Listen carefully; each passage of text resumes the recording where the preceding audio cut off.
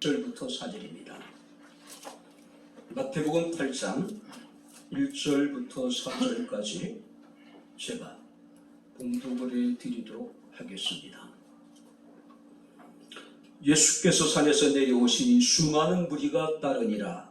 한 나병 환자가 나와 절하며 이르되 주여 원하시면 저를 깨끗하게 하실 수 있나이다 하거늘 예수께서 손을 내밀어 그에게 대시며 이르시되 내가 원하노니 깨끗함을 받으라 하시니 즉시 그의 나병이 깨끗하여진지라. 예수께서 이르시되 삼가 아무에게도 이르지 말고 다만 가서 제사장에게 내 몸을 보이고 모세가 명한 예물을 드려 그들에게 입증하라 하시니라. 아멘. 오늘도 주의 사랑하는 성도들이 바쁘고 분주함과 피곤하고 공부한 중에도 구원의 감격으로 주를 예배케 하시고 또 이 시간 주의 말씀을 청정할 수 있는 은혜를 베풀어 주심을 감사를 드립니다. 말씀이 선포될 때 우리의 마음의 문을 열어주시고 우리의 귀를 여셔서 성령의 교회들에게 하시는 주의 음성을 듣게 하시고 우리 심중 깊은 곳에서부터 주의 말씀을 아멘, 아멘으로 화답해 하옵소서. 예수님 이름으로 기도하옵나이다. 아멘. 할렐루야. 자, 우리 옆에 있는 분들과 하나님 우리와 함께 하십니다. 인사하겠습니다. 하나님 우리와 함께 하십니다. 할렐루야. 오늘 말씀을 준비하면서 오늘 말씀에 등장하는 인물이 병이 한센시 병이라고 이야기를 하죠. 근데 대부분 우리는 이제 예전에는 문둥병, 또 우리는 나병이라고 하는 여러분들이 그 병에 익숙해져 있죠. 이름에 익숙해져 있죠. 자료를 찾다 보니까 이 나병과 관계된 우리의 마음을 아프게 했던 사건이 이렇게 등장을 하더라고요. 많은 사람들이 그 당시에 이 일로 인해 가지고 마음의 슬픔을 느끼고 많이 아파했던 어느 명문 여고생, 그러니까 우리가 명문 여고라고 이렇게 표현할 정도 되면 굉장히 70년 이전에 있었던 일인 것 같습니다. 친구가 병원에 입원을 했는데 몇몇의 친구들이 이제 함께 그 친구가 입원해 있는 병원을 이제 방문을 하게 됩니다. 여러 가지 말로 친구들을 이제 위로하기도 하고 이런저런 이제 친구들과 함께 이제 즐거운 시간을 보냈는데 그 병원 원장이 그 유난히 어떤 한 여학생의 안색을 이렇게 살피고 주목을 하고 있더래요. 그러니까 친구들이 이제 병원을 마치고 돌아가려고 하는데 병원장이 그 여학생을 부르더래요. 별거 아닌데 한번 잠깐 신사실로 들어가 보자고. 그래서 이것저것 이제 이렇게 검사를 하더랍니다. 그리고 검사를 마치고 난 다음에 이 학생에게 부모님 뭐 하시냐? 부모님 시간 되시면 빨리 한번 병원을 이렇게 모시고 왔으면 좋겠다. 그러니까 이 학생이 굉장히 뭐가 있겠죠. 왜요? 그러니까 선생님이 얘기를 하지 않는 거예요. 그러니까 이 학생 입장이 불안하니까 자꾸 이제 의사 선생님에게 무슨 일인지를 묻다 보니까 결국 의사 선생님이 얘기합니다. 나병 초기라고 이야기를 해요. 그래서 이제 초기이기 때문에 약을 먹고 치료를 하면은 괜찮을 것이라고 이야기를 합니다. 그러니까 이제 이 학생의 마음 좀 담담해진 거예요. 원장실을 나왔는데 기다리는 친구들이 무슨 얘기를 했냐고 자꾸 물어보는 겁니다. 그래서 담담하게 나병 초기래. 그러면서 이제 원장 선생님이 자신에게 얘기해 준 대로 이제 이런저런 말로 친구들을 이렇게 이제 얘기를 해 줬대요. 친구들에게. 그러니까 나병이란 이야기를 듣는 순간에 친구들의 안색이 완전히 변해버린 거죠. 나병? 야, 문둥병 아니야.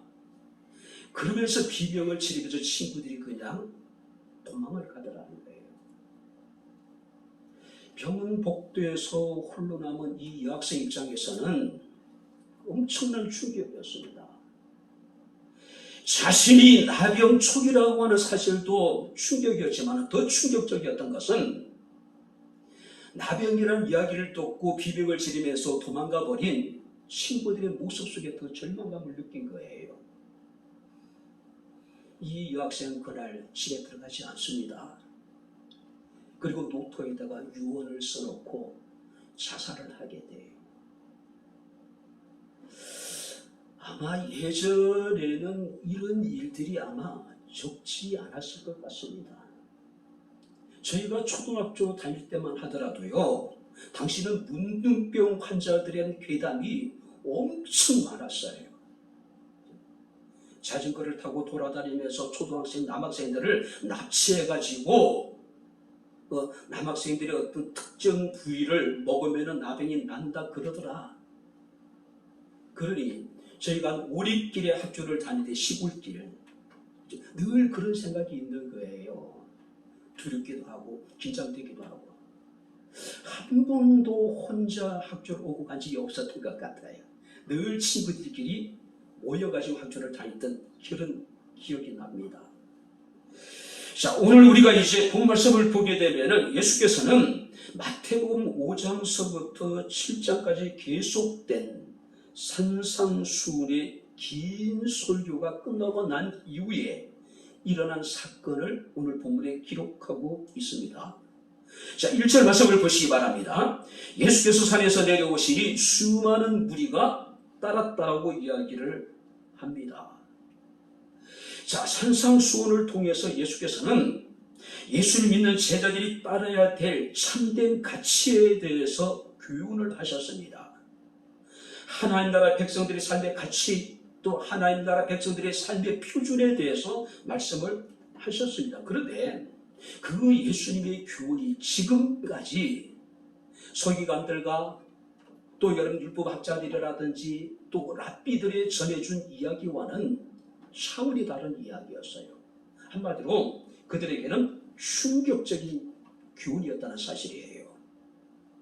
그래서 예수께서 산에서 설교를 마치고 내려왔음에도 불구하고 성경 말씀을 보니까 수많은 무리가 예수를 떠나지 못하고 지금 예수를 따랐다고 이야기를 합니다. 마태복음 7장 28절 29절 말씀을 보게 되면 예수께서 이 말씀을 마치심에 무리들이 그의 가르치심에 놀라니 이는 그 가르치는 것이 권위가 있는 자와 같고 그들의 서기관들과 같이 않았다. 한마디로 엄청난 충격을 받았습니다. 이 충격이라는 것은 하나님의 위엄 앞에 그들이 무릎을 꿇었다는 이야기예요. 예수님의 교훈을 통해서 일종의 권세와 권위를 보았다는 이야기입니다. 하늘의 권세와 하나님의 능력을 그들이 깨달았다는 이야기예요. 그래서 그들은 예수를 떠나지 못하고 그들은 예수님을 계속 따르고 있는 겁니다. 그렇다면 예수께서 전한 여러분들이 복음이라는 게 어떤 것일까요? 자, 사람의 의로 말미암아 사람들은 우리가 하나님의 나라에 갈 수 있다라고 생각을 했어요. 그런데 주님의 교훈은 그것이 아닙니다. 지금까지 쌓아 올린 자기의 의로는 결코 하나님 나라에 들어갈 수 없다라고 하는 것이 주님의 교훈이에요. 한마디로 유대인들에게 있어서 주님의 교훈은 그들의 삶을 송두리째, 그들의 신앙을 뿌리째 부정하는 그런 여러분들이 엄청난 여러분들이 말씀이었다는 거예요. 이때에 한 나병 환자가 갑자기 튀어나옵니다. 왜 갑자기라고 표현했을까요? 나병 환자는 절대적으로 병이 전염되지 않는 사람들을 가까이 할 수가 없는 사람들이에요. 만약에 그들이 바로 다른 사람을 가까이 한다고 하는 것은 곧 죽음을 상징하는 거예요. 그런데 이 나병 환자가 죽을 각오를 하고 예수님 앞에 나아왔던 모습을 우리가 보게 됩니다. 그래서 우리가 여러분 2절 말씀을 보니까 한 나병 환자가 나와 저람이 이르되 주여 원하시면 저를 깨끗하게 하실 수 있나이다. 자, 원문은 이렇게 번역하고 있습니다. 그런데 보라. 그러니까 우리 개역 성경에는 등장하지 않는 그런데 보라라고 하는 단어가 나옵니다. 한 나병 환자가 나왔다라고 이야기를 하고 있어요. 그런데 보라고 하는 이야기는 어떤 의미일까요? 특별히 중요한 사건을 통해서 사람들의 주의를 환기시키기 위한 목적으로 그런 데 보라고 이야기하고 있는 거예요. 뭘 보란 이야기입니까? 한 나병 환자가 예수께 와서 절을 하며 이르되 주여 원하시면은 저를 깨끗하게 하실 수 있을 것이라고 이야기를 해요. 자, 우리가 레위기 13장 44절부터 여러 말씀을 보게 되면은 나병은 단순한 전염병이 아닙니다. 나병은요, 하나님의 심판의 상징이고 하나님의 저주의 상징이에요. 그래서 나병이 여러분들이 확정되게 되면은 일단 그들은 머리를 풀어 헤쳐야 돼요. 그리고 자신의 옷을 찢습니다. 이것이 나병 환자들의 차림새예요.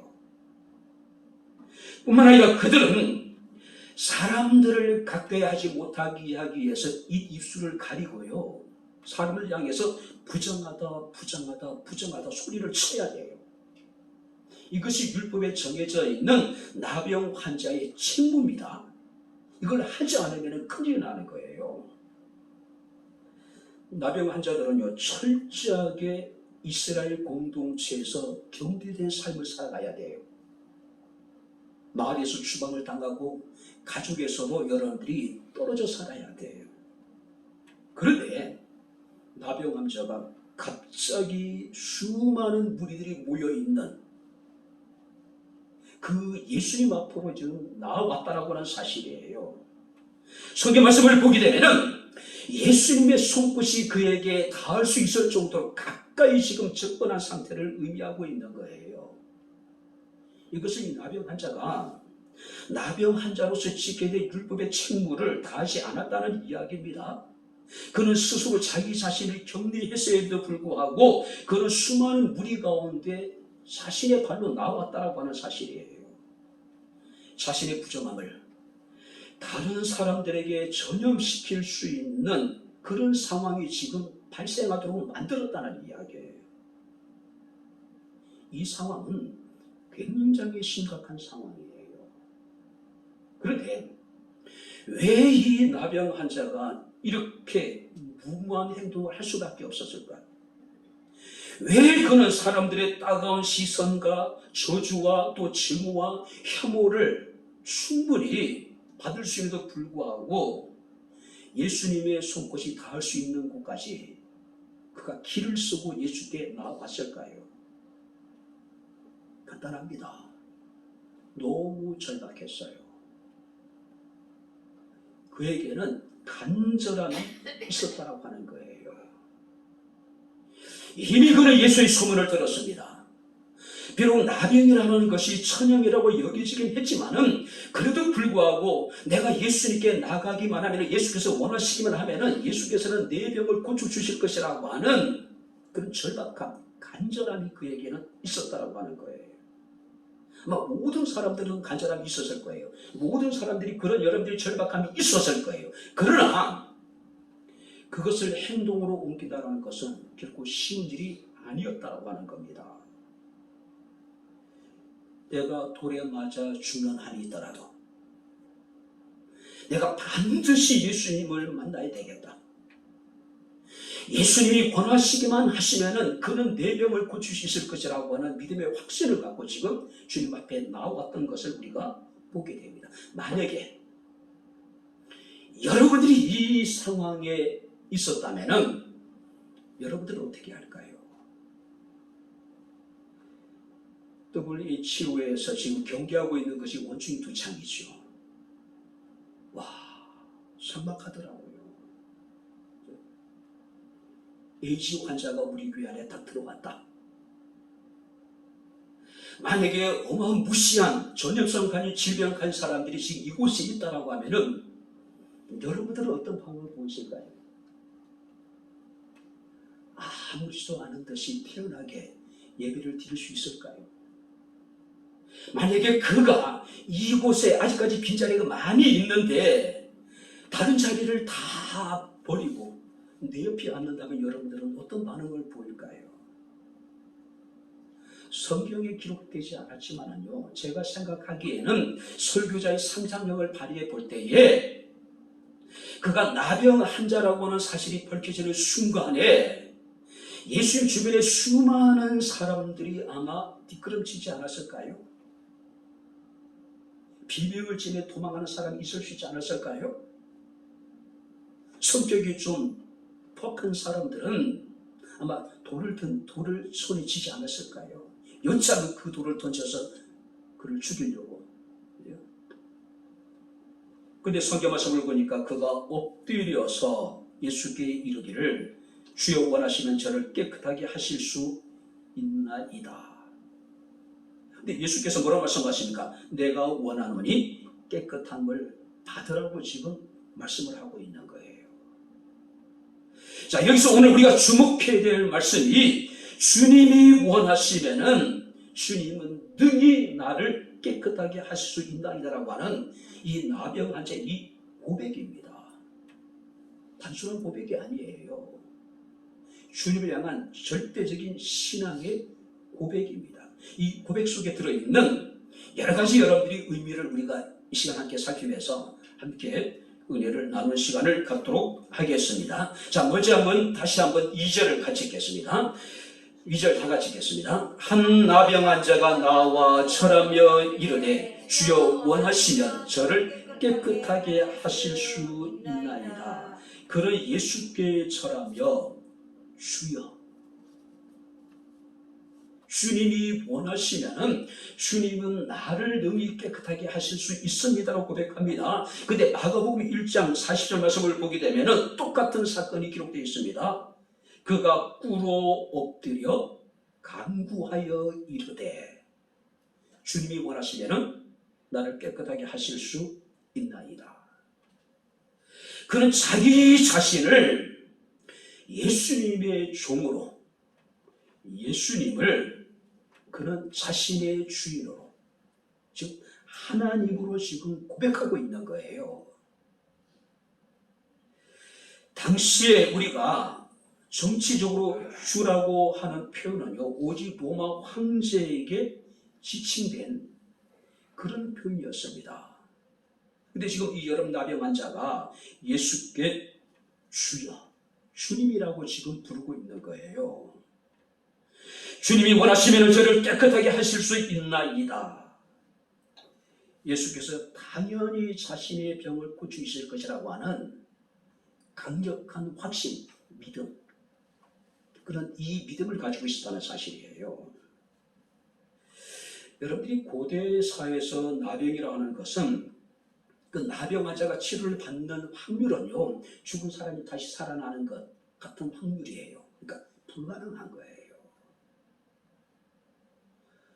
로또 확률이 800만 분의 1이라고 이야기하는데 나병 환자가 치료를 받을 수 있는 가능성은 그것보다 훨씬 더 어려웠다는 사실이에요. 그죠? 하나님의 은혜가 아니면은, 하나님이 아니고서는 절대적으로 고칠 수 없는 병이 나병이었다는 겁니다. 그래서 우리가 구약성경 전체를 보더라도 나병 환자가 치유되는 경우는 딱 두 번이에요. 모세에 의해서, 엘리사에 의해 가지고, 그죠? 한마디로 나병 환자가 고침을 받는 것은 불가능했다는 거예요. 근데 그는 고백합니다. 예수께서 원하시기만 하면은 불가능하다고 생각되는 그 일도 그는 이루실 수 있을 것이라고 하는 놀라운 고백이에요. 그만큼 어려운 일에도 불구하고 구약의 전체를 살펴보더라도 단 두 번밖에 일어나지 않는 그 기적이 예수께서 원하시면 일어날 수 있다고 하는 것이 바로 이 나병 환자의 고백이라고 하는 거예요. 중요한 것은요, 이 나병 환자는 예수께 내 병을 고칠 수 있습니까? 없습니까? 라고 예수님의 능력에 대해서 그는 묻지 않아요. 오직 그의 관심은 뭡니까? 주님께서 원하시면 불가능한 나병이 치유되는 그런 일이 내게도 일어날 것이라고 하는 그런 고백을 하고 있는 거예요. 사랑하는 성도 여러분들, 우리 주님은요, 당신이 원하시는 모든 일들을 능히 온전히 하실 수 있는 분이라는 사실을 믿으시기를 주님 이름으로 축원합니다. 하나님의 능력에 대해서 추호도 의심하지 않은 겁니다. 의심할 필요도 없는 거예요. 중요한 것은 주님의 의지예요. 주님의 의지예요. 그죠? 우리가 마가복음 9장 말씀을 보게 되면은 귀신 들린 아이 아버지의 이야기가 등장을 합니다. 이 아이가 거품 품고 수시로 넘어지고 자빠져요. 바로 불 속에 뛰어들기도 하고 물 속에 뛰어들기도 하고 그야말로 이 집안은 늘 긴장의 연속이에요. 아이가 언제 어떤 상황을 처해지게 될지 알 수 없었기 때문에 그래요. 그때 그 아버지가 예수께 뭐라고 말씀하고 있습니까? 무엇을 하실 수 있거든 우리를 불쌍히 여기서 도와달라고 이야기를 해요. 그때 예수께서 말씀하시기를 할 수 있거든이 무슨 말이냐? 믿는 자에게는 능치 못함이 없느니라. 할렐루야. 이 귀신 들린 아이의 아버지는요, 예수님이 할 수 있으면은 우리를 도와주셔서 내 아들을 치유해달라고 이야기합니다. 근데 주님께서 뭐라고 말씀하십니까? 할 수 있거든이 무슨 말이냐? 믿는 자에게 능치 못함이 없다고 이야기하고 있는 거예요. 주님의 여러분들의 능력에는 한계가 없습니다. 할렐루야. 제한받지 않아요. 당신이 원하시는 모든 것을 그분은 능히 이룰 수 있는 분이라는 거죠. 뿐만 아니라 우리가 마가복음 5장 25절 34절 말씀을 보게 되면은 12년을 혈병으로 고통하였던 한 여인이 등장을 합니다. 혈루라고 하는 것은요, 유출병이에요. 여성분들이 가장 두려운 가운데 하나가 뭡니까? 이 유출병이에요. 그죠? 생리적인 여러분들이 우리가 이런 현상들이 끝이 않고 계속 될 때 얼마나 두려워요. 문제는 유대 사회에 있어서 그 유출병이라는 것은 부정한 병으로 치부되어졌다는 사실이에요. 이 여인이 앉는 것이 다 부정하고 앉는 그 자리가 부정하고 모든 것이 다 부정해져요. 이 여인은 아마 어느 정도 재정적인 능력이 있었던 것 같습니다. 그래서 처음에 혈루병이 들었을 때 그는 많은 의사를 찾았습니다. 그 의사들로부터 많은 여러분들이 좋은 어떤 치료 방법들을 들었을 거예요. 약도 먹었을 겁니다. 근데 성경 이렇게 기록하고 있습니다. 많은 의사에게 많은 괴로움을 받았고 병을 고치기 위해서 시간과 돈을 다 허비했고 그리고 아무런 효험이 없을 뿐만 아니라 병은 더 중요해져만 갔다. 그러니까 끊임없이 계속 하혈을 하는 거예요. 이 병을 치료하기 위해서 많은 의사들을 만났고 많은 좋은 약을 소개받고 좋은 약을 먹었지만은 그로 인해 가지고 많은 시간을 허비하고 많은 돈도 허비했습니다. 근데 나아질 기미가 보이지 않는 거예요. 갈수록 더 심각해져가는 상황이에요. 근데 이 여인이 어느 날 예수의 소문을 들었습니다. 그래서 예수께 나옵니다. 자, 부정한 여인이 사람들을 가까이 해서는 안 돼요. 왜? 자신을 위해서 다른 사람들을 부정하게 만드는 심각한 상황입니다. 그런데 이 여인도 어떻습니까? 수많은 사람이 예수 주변에 있음에도 불구하고 그 군중을 뚫고 예수께 와서 예수의 옷자락에 손을 대요. 성경에 기록하기를 내가 예수의 옷에 손만 대더라도 내 병이 나을 것이라고 하는 믿음이에요. 믿음이에요. 예수께서 말씀하셨습니다. 딸아, 내 믿음이 너를 구원하였으니 평안히 가라. 내 병에서 놓여 건강할지어다라고 말씀하고 있음을 우리가 보게 됩니다. 여러분들의 삶에 어떤 문제가 있습니까? 하나님만을 바라보게 되기를 주 이름으로 축원합니다. 하나님의 능력을 믿으시기 바랍니다. 할렐루야. 왜냐하면 주님께서 원하시기만 하면은 귀신 들린 아이도 12년을 혈병으로 고통당했던 여인도 나병도 능히 고칠 수 있는 능력이 그에게 있기 때문에 그렇습니다. 그래서 히브리서 기자는 믿음의 주요 온전케 하시는 이인 예수님을 바라보자라고 말씀을 하고 있습니다. 주님이 원하시면 그는 당신이 원하시는 모든 것들을 능히 이루실 수 있으신 분입니다. 그분이 우리가 믿는 우리의 주님이에요. 자, 두 번째 말씀을 보시기 바랍니다. 3절을 같이 읽겠습니다. 예수께서 손을 내밀어 그에게 대시며 이르시되 내가 원하노니 깨끗함을 받으라 하시니 즉시 그의 나병이 깨끗하여진지라. 마가복음 1장 4절 말씀을 보게 되면은 한 나병 환자가 예수께 와서 꿇어 엎드려 간구했다라고 이야기를 하고 있습니다. 그리고 그가 예수께 이르기를 주여 원하시면 저를 깨끗하게 하실 수 있나이다. 자, 이 나병 환자의 말씀을 이야기를 듣고 주님께서는 그야말로 파격을 뛰어넘는 충격적인 행동을 하셔요. 설교 말씀을 보게 되면은 예수께서 손을 내밀어 그에게 대시며, 당시 유대사에서는요 상상할 수 없는 일이에요. 왜냐하면 레위기 5장 말씀을 보게 되면은 부정한 것에 닿는 모든 것이 부정해져요. 특별히 이 유대인들의 정결 예법에 보게 되면은 그들은 자신을 정결하게 이야기하기 위해서 부정한 것을 격리하고 차단함으로써 자신의 정결을 그들은 지켜나가는 방법을 선택을 했어요. 그래서 나병 환자가 머리를 풀고 옷을 찢고 그들이 부정하다 외친 이유도 뭡니까? 자신의 부정함을 다른 사람들에게 전가하지 않게 하기 위해서 그들은 나병 환자로서의 율법의 책무를 그들은 나름대로 신실하게 지켰어요. 자신이 이미 병이 들었지만은 그래도 다른 사람은 자신 같은 그 전혀 이 나병에 들지 않게 하기 위해서요. 예수께서는 이 모든 것에 대해서 알고 계셨습니다. 그럼에도 불구하고 나병 환자의 몸에 손을 대셨어요. 이걸 뭘 말합니까? 예수께서 나병 환자의 몸에 손을 대는 그 순간에 나병 환자의 부정함이 예수님에게 전가되었다는 이야기, 예수님도 나병 환자와 같이 부정한 사람이 되었다는 이야기예요. 그리고 예수께서 나병 환자에게 말씀하십니다.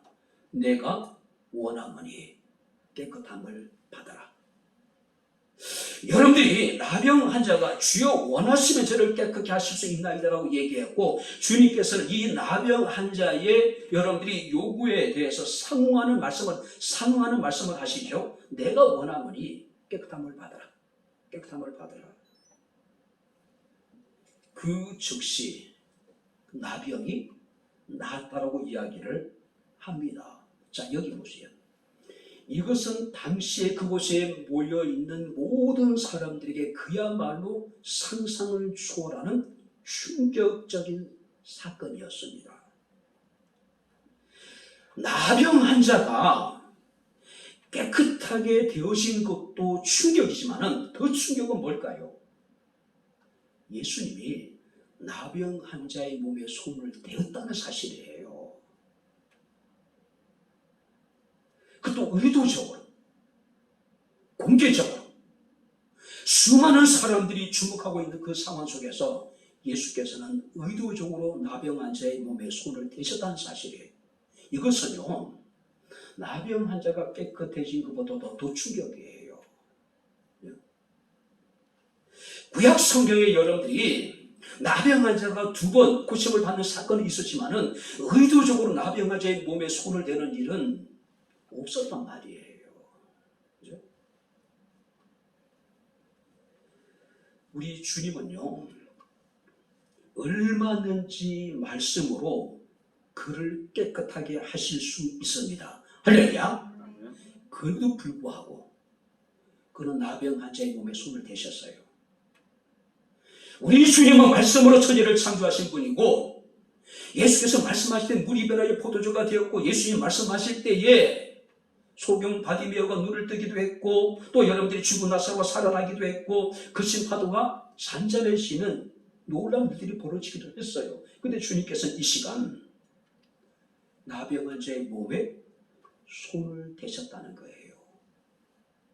도대체 왜 예수께서는 그 나병 환자의 몸에 손을 대셨을까요? 그 답은요, 마가복음 1장 41절에 기록되어 있습니다. 예수께서 불쌍히 여기사 손을 내밀어 그에게 대시며 이르시되 내가 원하노니 깨끗함을 받아라. 예수께서 그 나병 환자를 불쌍히 여기셨대요. 나병 환자가 예수께 나와서 엎드려서 간구할 때에 하나님께 주님께서는 그 나병 환자의 마음의 중심을 보신 거예요. 그가 정말 얼마나 간절히 원하고 있는지, 무릎을 꿇고 하나님과 주님 앞에 간구하는 모습을 보면서 그가 얼마나 겸손한지, 주님께서 원하시기만 하면 내 병을 고쳐주십니다라고 하는 그의 절대적인 믿음과 뿐만 아니라 고치시든 안 고치시든 간에 주님의 뜻대로 하시라고 하는 모든 것 주님께 맡기는 그의 모습 속에 주님께서는 그를 바라보시고 불쌍히 여기신 거예요. 근데 여기서 불쌍히 여겼다고 하는 것은 단순한 동정이 아닙니다.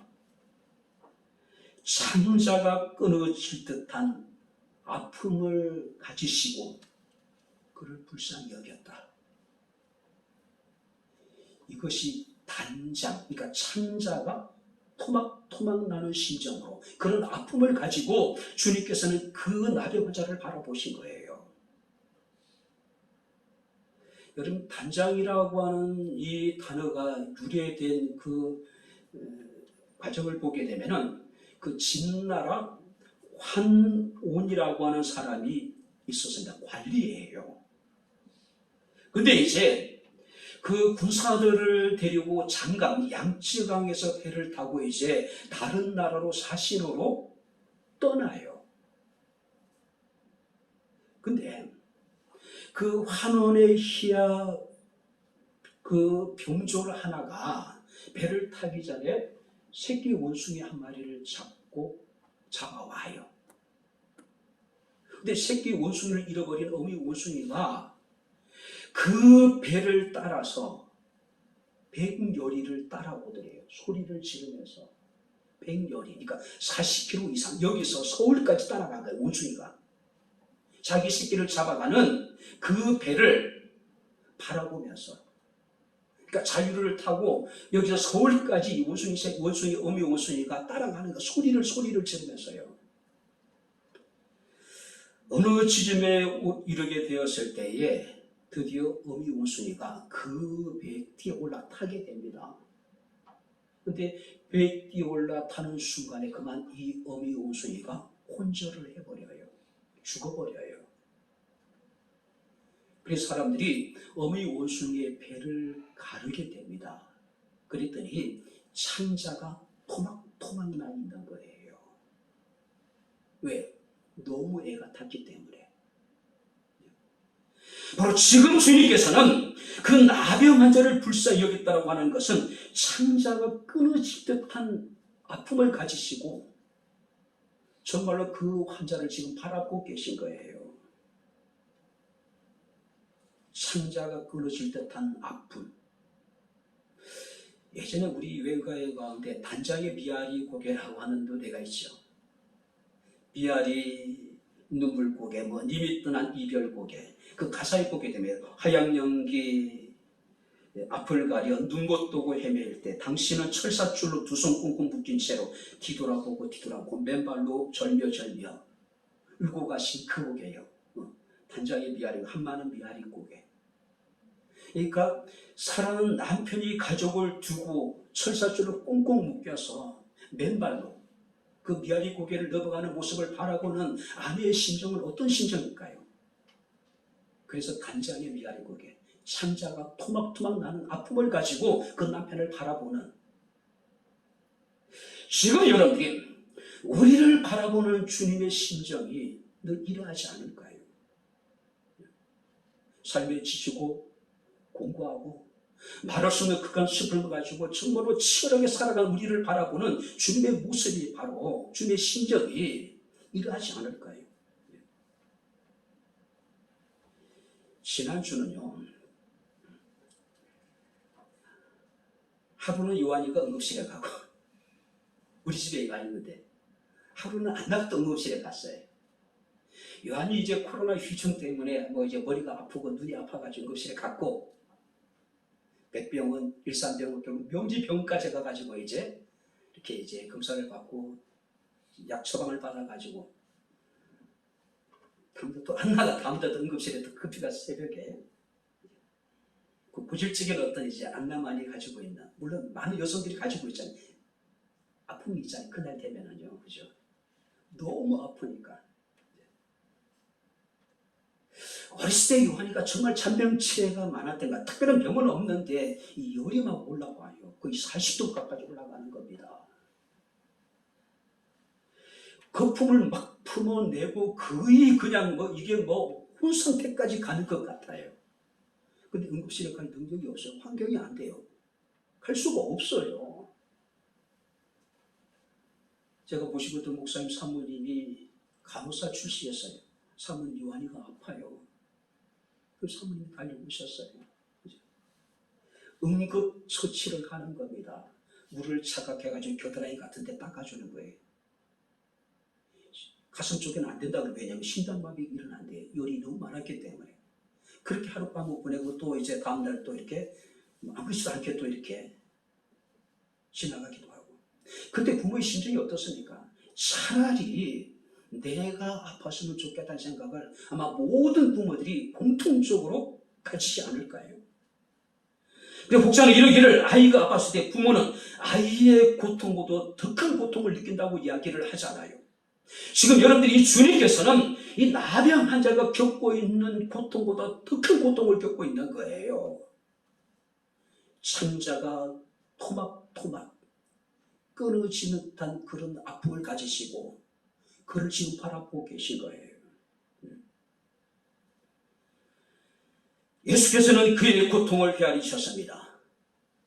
그의 고통의 무게에 주님께서는 지금 주목하고 계신 거예요. 그가 지금까지 겪어왔을 깊은 마음의 상처와 고통과 그가 지금까지 수많은 사람들에게 당해왔던 거절감, 그죠? 그래서 그가 주여 원하시면 저를 깨끗하게 할 수 있습니다 했을 때 주님께서 바로 그에게 말씀해요. 내가 원하는 이 깨끗함을 받아라.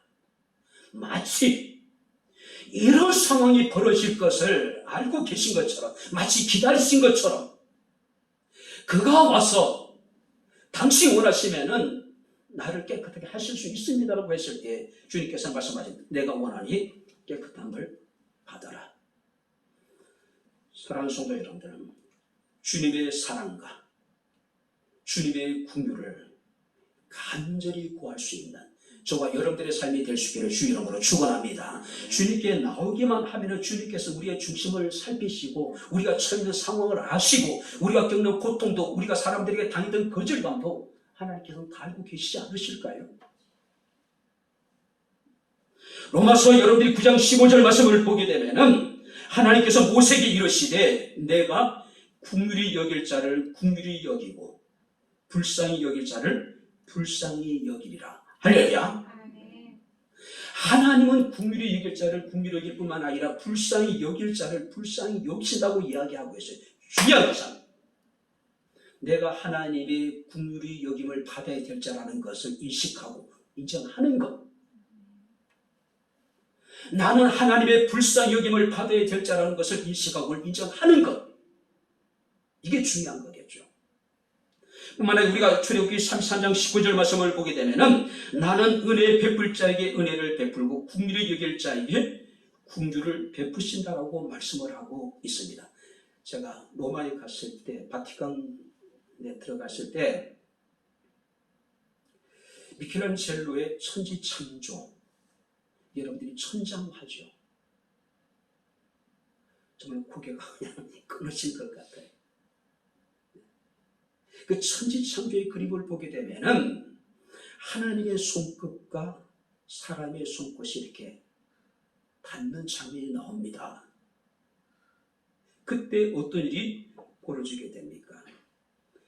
사람에게 하나님의 생명이 들어가게 됩니다. 창조 역사가 나타나게 돼요. 하나님의 사랑이 손끝을 통해 그에게 전달되어지고 있는 거예요.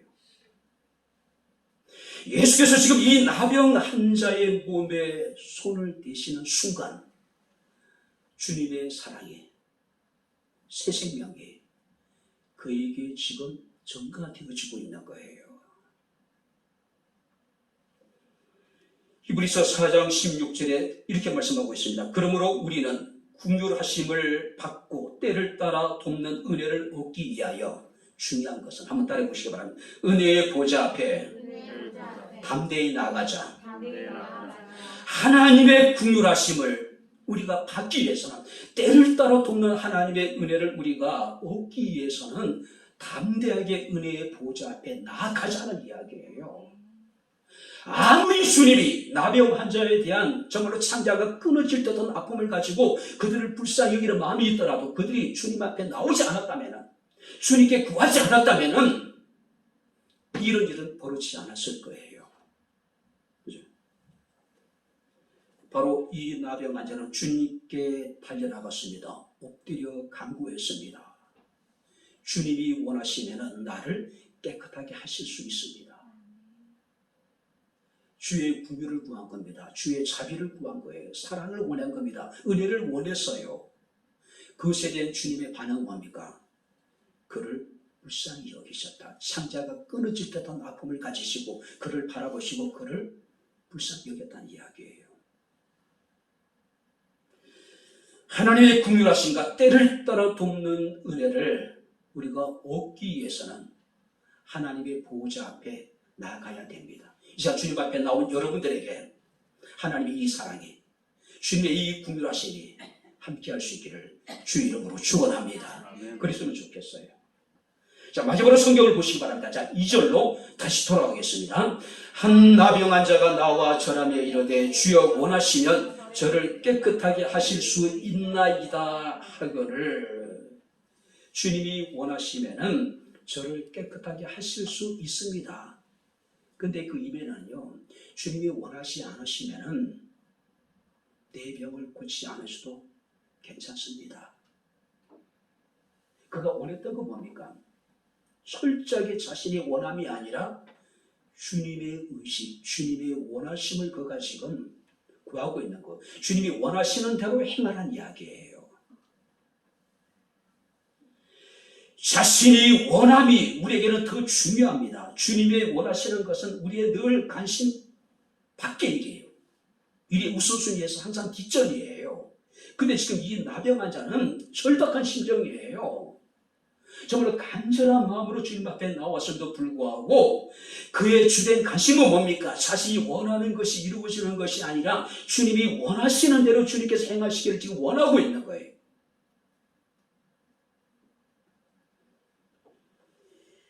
이런 나병 환자의 이야기에 주님께서는 굉장히 감동을 받으신 것 같습니다. 왜냐하면 지금까지 그 누구도 이와 같은 고백을 한 사람이 없어요.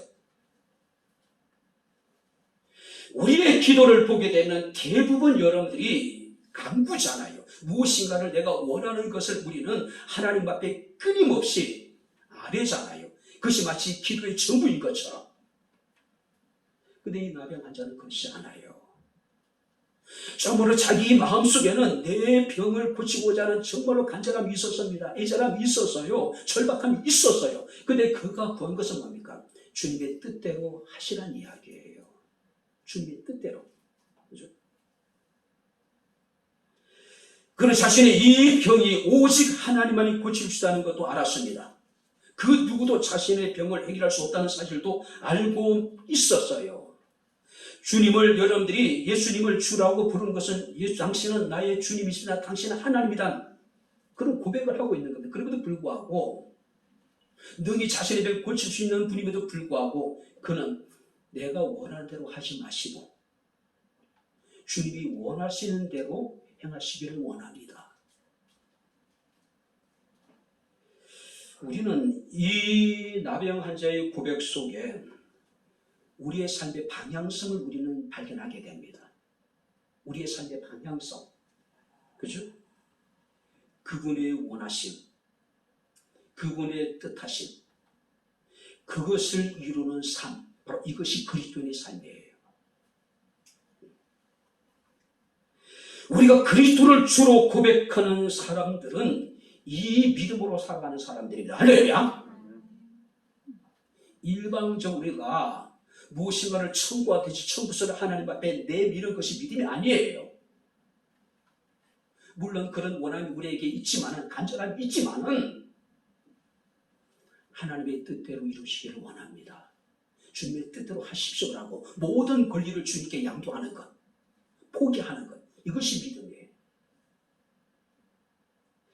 우리가 여러분들이 성경 말씀을 보게 되면 예수께서 십자가의 고난을 목전에 두고 겟세마네 동산에 오르셔요. 그곳에서 주님께서는 처절한 기도를 하나님 앞에 드립니다. 겟세마네 동산의 주님의 기도의 모습에 대해서 마태복음 20장 38절 말씀을 보니까 내 마음이 매우 고민하여 죽게 되었다. 내 마음이 고민하여 죽게 되었다. 그리고 히브리서 5장 9절 말씀을 보게 되면은 그는 심한 통곡과 눈물로 간구와 소원을 하나님께 아뢰었다. 통곡하며 눈물을 흘리면서 자신의 간구와 자신의 마음의 소원을 하나님께 아뢰었대요. 그리고 누가복음 20장 44절에 예수께서 힘쓰고 애써 더욱 간절히 기도하시니 땀이 땅에 떨어지는 핏방울같이 되었다. 자, 이게 보세요. 예수님의 겟세마네 동산의 기도는 정말로 처절한 기도예요. 아니, 절규였어요. 그가 그렇게 처절하게 그가 절규하면서 하나님께 구한 것은 무엇이었을까요? 누가복음 20장 42절에 아버지여 만일 아버지의 뜻이거든 이 잔을 내게서 옮기시옵소서. 그러나 나의 원대로 마옵시고 아버지의 원대로 되기를 원하나이다. 할렐루야.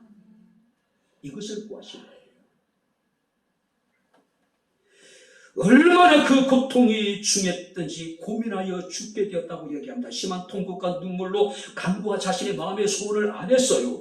더욱 애써 힘써 더욱 간절히 기도하셨습니다. 땀이 땅에 떨어니 핏방울이 되는 것처럼. 근데 그가 구한 것은 간단해요. 나의 원대로 마옵시고 아버지의 원대로 되기를 원하나이다. 예수님의 뜻은 뭡니까? 할 수만 있다면 이 십자가의 고난의 잔이 내게 지나가게 해달라고 기도해요. 그러나 연이어 기도하신 건 뭡니까? 그러나 나의 원대로 마옵시고 아버지의 원, 하나님이 원하시는 대로 행하시라는 이야기예요. 사랑하는 성도 여러분들, 우리가 이 땅에 살아가는 동안에 내 생각과 하나님의 생각이 충돌합니다. 내 뜻과 하나님의 뜻이 충돌을 해요. 내가 가고자 하는 길과 하나님께서 우리에게 예비하신 길이 다를 수가 있어요. 그래서 우리가 이사야 55장 8절 9절에 보니까 내 생각이 너희 생각과 다르며 내 길이 너희 길과 다르다라고 이야기를 해요. 하나님 인정을 해요. 근데 중요한 것은 하늘이 땅보다 높은 같이 내 길이 너희 길보다 높으며 내 생각이 너희 생각보다 높다. 우리의 생각과 하나님의 생각이 다르지만은 확실한 것은 우리가 생각하는 것보다 하나님이 생각하는 것이 훨씬 더 아름답습니다. 훨씬 더 선하고 훨씬 더 우리에게 복되다는 이야기예요. 그러니 내 생각과 내 길을 포기하고 하나님의 생각대로 하나님의 뜻대로 우리가 행하라는 이야기예요. 예레미야 29장 여러분들이 11절 말씀을 보게 되면은 너희를 향한 내 생각을 내가 아나니 한번 따라해 보시기 바랍니다. 평안이요 미래와 희망을 주는 것이다. 자, 여기 보세요. 여러분들을 향한 하나님의 생각은 우리가 평안을 누리는 것이고 우리에게 미래를 주는 것이고 우리에게 하나님께서는 희망을 주시는 것이래요. 근데 그래도 하나님 못 믿어와. 내 삶의 문제를 맡길 만한 분이 아니신 것 같아. 내가 더 훨씬 하나님보다 잘할 수 있는 능력이 있는 것 같고 내가 하나님보다 훨씬 더 지혜로울 것 같아요. 하나님 인정하지 않는 겁니다. 맡기지 않는 거예요.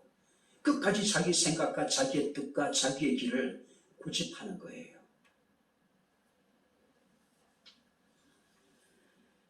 우리가 욥기에 보니까 욥은 자신의 현실을 바라보면서 엄청난 두려움과 공포를 느껴요. 그런데도 욥은요, 하나님을 원망하지 않습니다. 오히려 욥은 욥기 24장 14절에 내게 작정하신 것을 그가 이루실 것이다. 할렐루야. 이런 일이 그에게는 참 많다. 10명의 자녀들을 하루아침에 잃었습니다. 수많은 재산을 잃었어요. 육체적인 심각한 질병이 찾아왔습니다. 아내는 어디론가 도망쳐버렸어요. 친구들은 와가지고 쓸데없는 말로 욥의 마음을 더욱더 고통스럽게 만들었어요. 근데 욥은 그런 중에도 하나님은 내게 작정하신 것을 다 이루실 것이다. 이런 일을 그에게는 수도 없이 많다.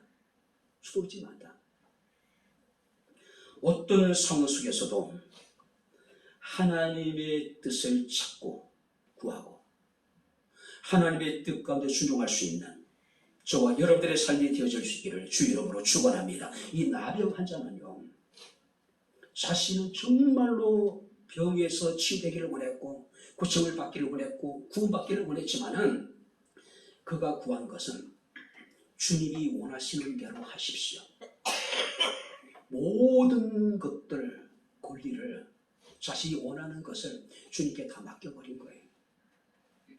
우리에게도 이런 믿음이 있게 되기를 주 이름으로 축원합니다. 할렐루야. 우리의 자녀들을 하나님께 맡기는 겁니다.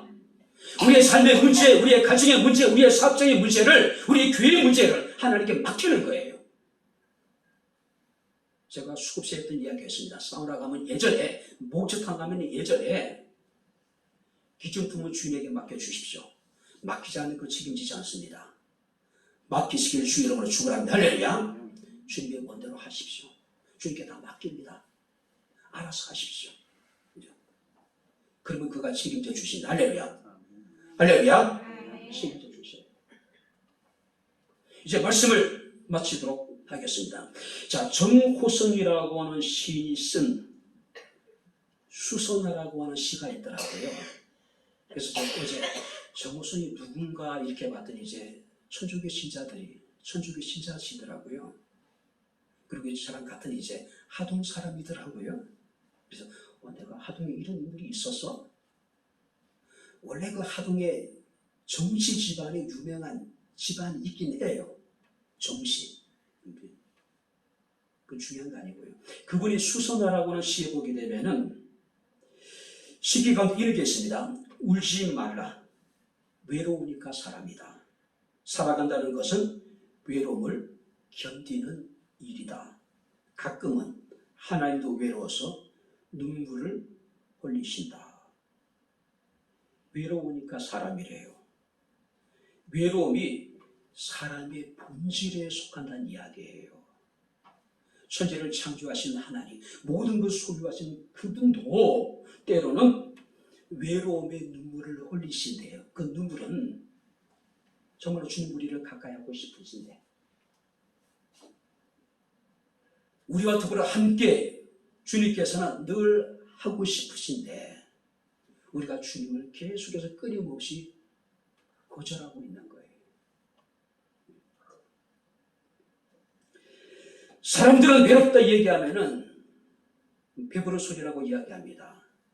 한가하니까 외로움도 느끼고 정신을 열심히 살면은 외로움도 느낄 틈이 없다고 얘기해요. 물론 정신 살다 보면 외로움을 잠시 잊을 수 있어요. 그러나 우리가 24시간 정신없이 살 수 없잖아요. 시간에 어떤 여유가 생길 때 다시 우리는 외로움이 내 속에 스며드는 것들을 우리가 수없이 경험을 합니다. 자, 여러분들이 이 당시에 이 나병 환자만큼 외로운 사람이 있을 수 있었을까? 없었을 것 같아요. 그죠? 나병이 탁 드는 순간에 옷을 찢고 머리를 풉니다. 이거 보세요. 옷을 찢고 머리를 푼다는 것은 죽은 사람에 대한 예의예요. 극한 수범을 드러내는 거예요. 생물학적으로는 아직까지 살아 숨을 쉬고 있지만은 이 나병 환자는 이미 죽은 사람이에요. 아마 그의 가족들, 그의 친구들, 그 누구도 그를 마치 없는 사람처럼 여겼어요. 얼마나 외로웠을까요?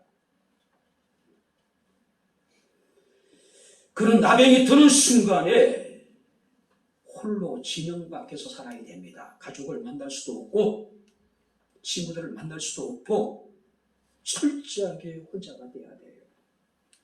그가 느낀 외로움은 아마 몸살이 쳐지는 외로움이 아니었을까요? 그들이 느낀 외로움이라는 것은 죽음보다 더한 고통이 아니었을까요? 여러분들이 소록도로 가게 되면 소록도는 크게 두 구역으로 나눕니다. 일반인들이 거주하는 구역이 있고요. 그 다음에 환자들이 거주하는 구역이 있어요. 그 사이에 뭐가 있습니까? 초소가 있어요. 초소가 있어요.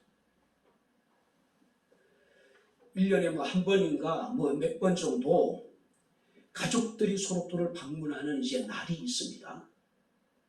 소록도 초소를 중심으로 해가지고 이제 쭉 길이 이제 해변 도로가 있는데 가족들은 이쪽, 환자들은 이쪽에 서가지고 도로를 경계해서 서로 지켜보는 거예요. 누구야 누구야 하면서 당장이라 달려가 사랑하는 부모님, 사랑하는 자식들, 형제들, 친구들 안고 싶지만은 그 도로 경계를 넘어서면 안 돼요. 이런 집단적인 면회를 마치고 돌아올 때 그리고 그런 가족을 돌려보내는 사람들의 심정이 어떠했을까요? 상담하지 않았을까요? 지금 여러분들이 여기서 이 나병 환자는 그런 여유도 없어요. 그냥 혼자 살아가야 돼요.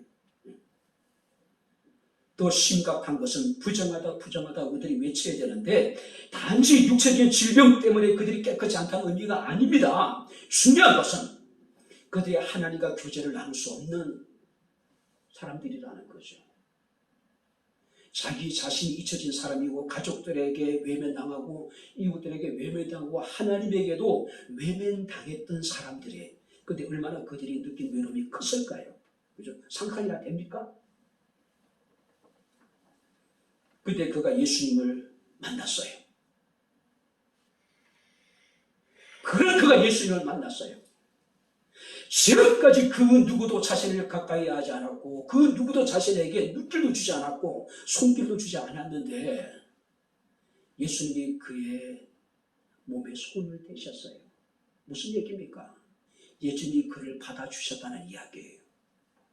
주님이 원하시면 나를 깨끗하게 하실 수 있습니다 라고 하는 그런 고백을 했을 때 주님께서 말씀하시기를 내가 원하노니 깨끗함을 받으라고 이야기를 합니다. 깨끗함 받으라고 이야기를 합니다. 예수께 소망을 두고 예수께 나왔습니다. 예수님을 믿었습니다. 주님의 은혜와 사랑을 긍휼을 그가 구했습니다. 자신이 원함이 아니라 주님의 뜻대로 모든 것이 이루어지기를 원했을 때에 여기 보세요. 아마 그가 구하는 그것이 주님의 마음에 딱 맞은 것 같아요. 그래서 주님께서 말씀하시기를 내가 원하노니 깨끗함을 받으라 바랍니다. 주께서 원하시면 우리가 원하는 바를 능히 이룰 수 있다는 사실을 믿으시기를 주의 이름으로 축원합니다. 중요한 것은 내가 원하는 것이 주님의 마음에 딱 맞을 때 내가 원하노니 깨끗함을 받아라. 우리에게도 이런 주의 은총이 함께할 수 있기를 주님 이름으로 축원합니다. 기도하겠습니다. 하나님 아버지 하나님의 은혜와 사랑을 진심으로 감사를 드립니다. 몸서리 쳐지는 외로움과 고통 속에서 자신의 생명을 걸고 예수께 나와 오직 주의 뜻을 구했던 나병 환자의 모습을 통해서 우리의 삶의 방향이 어떻게 된 것인가를 다시 한번 깨달아 알게 하심을 감사를 드립니다. 무엇을 하든지 주의 뜻을 찾고 주님의 뜻을 구하며 주의 뜻 가운데 순종할 수 있는 저희들의 삶이 되게 하옵소서. 예수님 이름으로 기도합나이다. 아멘. 이제는 우리 주 예수 그리스도의 은혜와 하나님의 크신 사랑과 성령님의 교통 교전의 제 충만 역사 인도하심이 주님 앞에 나와 살아계신 하나님을 영과 진리로 예배한 주의 사랑하는 모든 성도들 머리머리에 저들의 가정과 직장과 사업장과 이 교회와 이 나라 이 민족 위에 지금부터 영원토록 함께 있을지어다.